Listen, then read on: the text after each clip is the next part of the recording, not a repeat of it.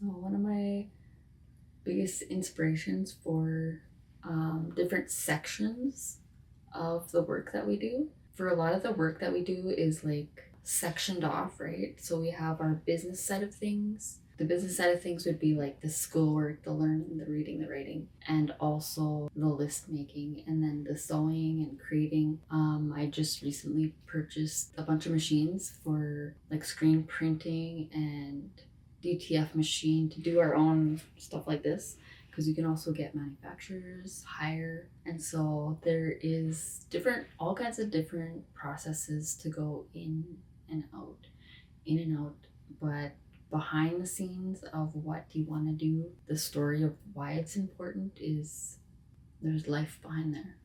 And so part of our designs will be like the different flowers that the medicines have, the actual plant flower, but it won't be the picture of it. It'll just be like the drawing, or either I'm still figuring it out digitally to put everything together. And but that's like for down the road. Heads up, surprise. But there's a lot, and creating the world of being an entrepreneur is amazing.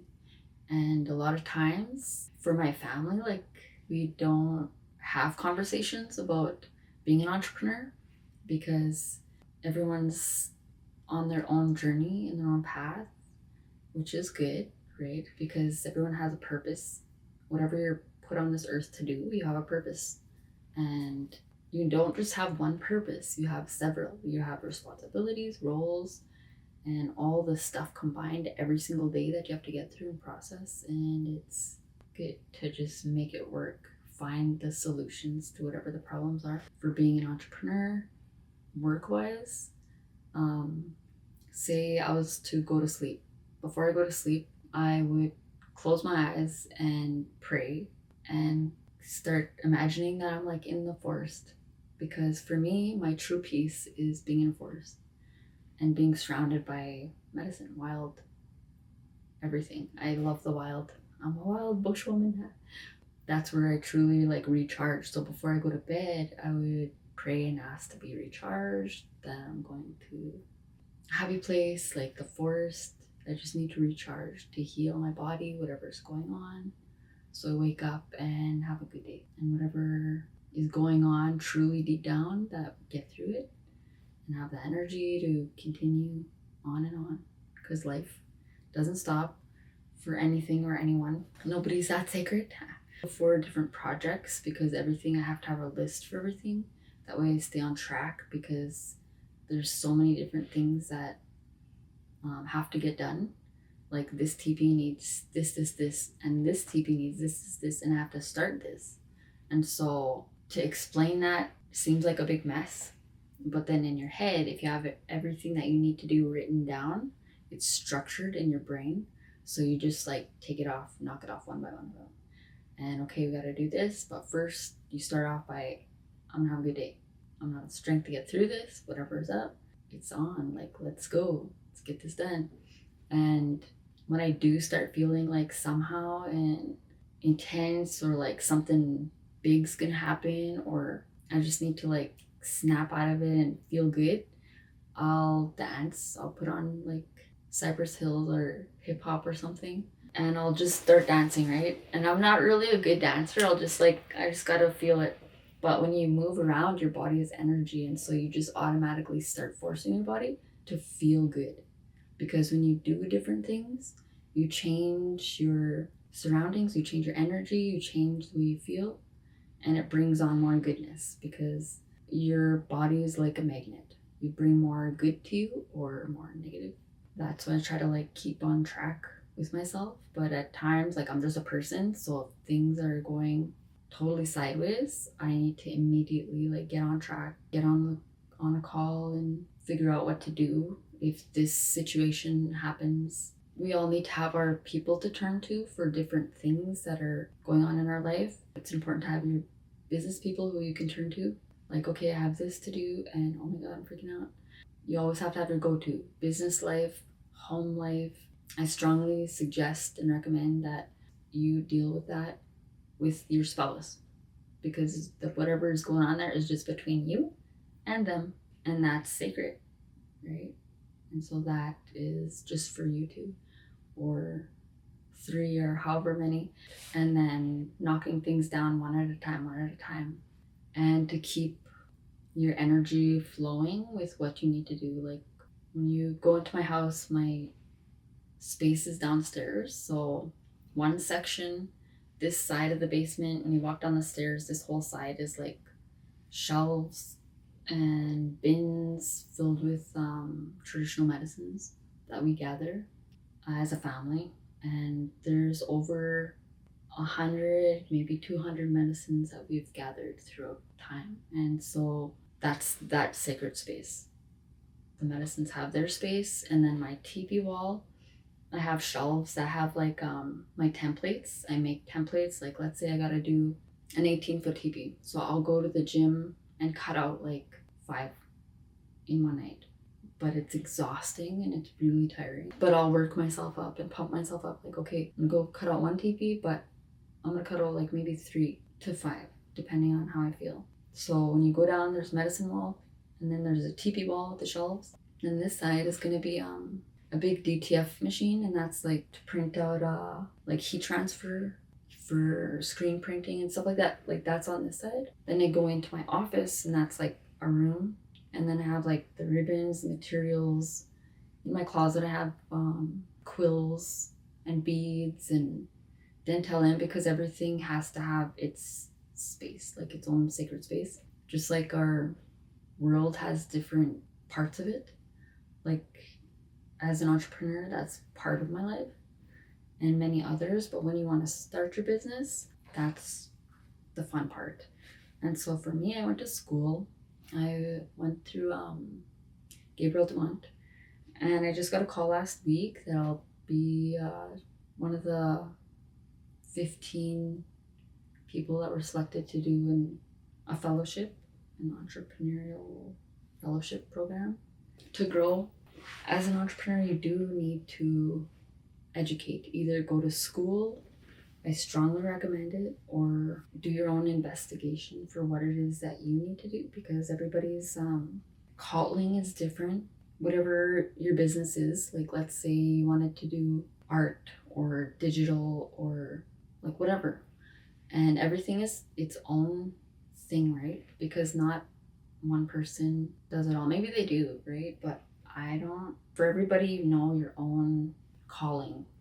And you have to be really, truly real from your bottom of your core, real with yourself for what it is that you want to do with where you're going and your purpose in life, because that is where you'll have your strength and where you'll succeed. You'll get enough energy and strength to succeed and overcome all the obstacles, because there'll be many and they'll hit pretty hard. And that's okay. You'll have enough strength to get through it, because whenever you hit a brick wall, you just have to self-talk yourself every single day. It's going to be okay. I'm going to get through this. And so school is very important. The education part for every individual, it'll be really personal, and to connect with your own story, your strengths, to get to wherever you want to go, wherever you're going to do, because every business is different. So there'll be different routes that you have to learn for yourself. Like for me, I had to figure out, there's not very many tipi makers. Actually, there is, but not very many First Nation tipi makers. And there's not very many that would teach and share what they knew, knowledge-wise, because I didn't know what to do when I first started. But I figured it out. The supplies, we used to pay a lot for a little bit of material, like canvas-wise. It was like $700 for a roll that was like 45 yards. And that's crazy, because we paid that for like 120 yards, And so the material, that whatever it is that you do, has to be like eco-friendly, sustainable. Why? Because we don't want to pollute the world, the environment even more, because it's toxic. A lot of things are toxic with a lot of the work that is created. And so you want to do things that promote a healthy environment, healthy living, because when we die, we don't want to be like wrecking everything along the way. So for the suppliers that we use, we started with Century Textile in Saskatoon, and they were pretty costly. And I just work and like make money to pay for the supplies to just barely make enough to like cover the costs of what I was doing. And so now we go wholesale, and like a lot of people won't share their manufacturers or who they go to, because there's a saying, it's called crabs in a bucket. People are scared that, well, if this one learns, you know, rah, rah, rah, rah, and blah, blah, blah, blah, and that just creates a whole wave of negativity. But the reality is when you die, you take nothing with you. And there's enough amazing creativity and gifted people in this world, so everybody can get a good chunk of the pie. And why not, right? Because you want to see people like making teepees rather than, you know, self-harm or burying them from drugs, alcohol, suicide, or people struggling with depression or different things, obstacles. Why not say, you know, if you want to make a teepee, why not, right? You want to do this, you want to do that, fine. So from Century Textile, that was a big money grabber for the canvas wise. But now we go to this other place in Saskatoon, and a lot of the other manufacturers, they also go and order their supplies from Inland Plastics, Saskatoon. You do have to have a business and business name, but it's way cheaper. And the more you get a percentage off. So like, let's say I was to get maybe 5 rolls, I'd be paying like $3,500.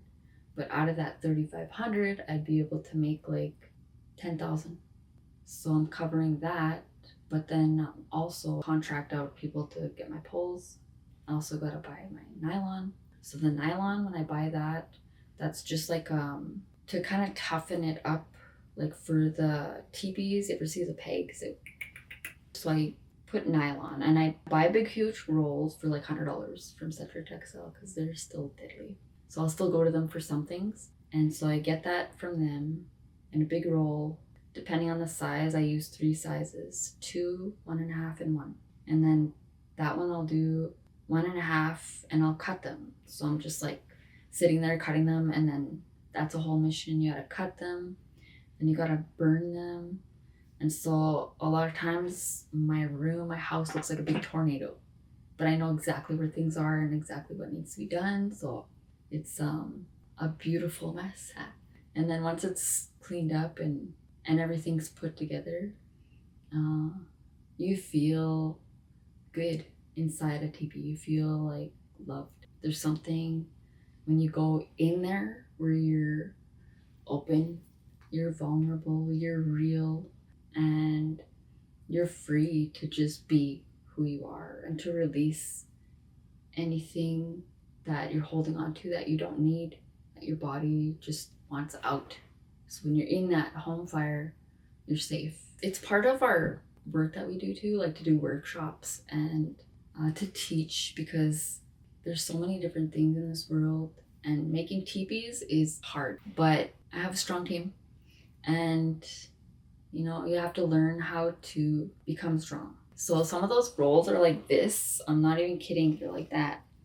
And they're like 130 pounds. So you have to learn how to lift properly. You need to learn how to work your legs, because we work at the gym. So when we're cutting out teepees, I'll get the kids or be able to like haul them in. Once they're there, we'll unwrap it and I'll roll it across the gym from door to door basically, and then get enough to take and measure it properly out. And it has to be like measured perfectly, as perfect as you can get it.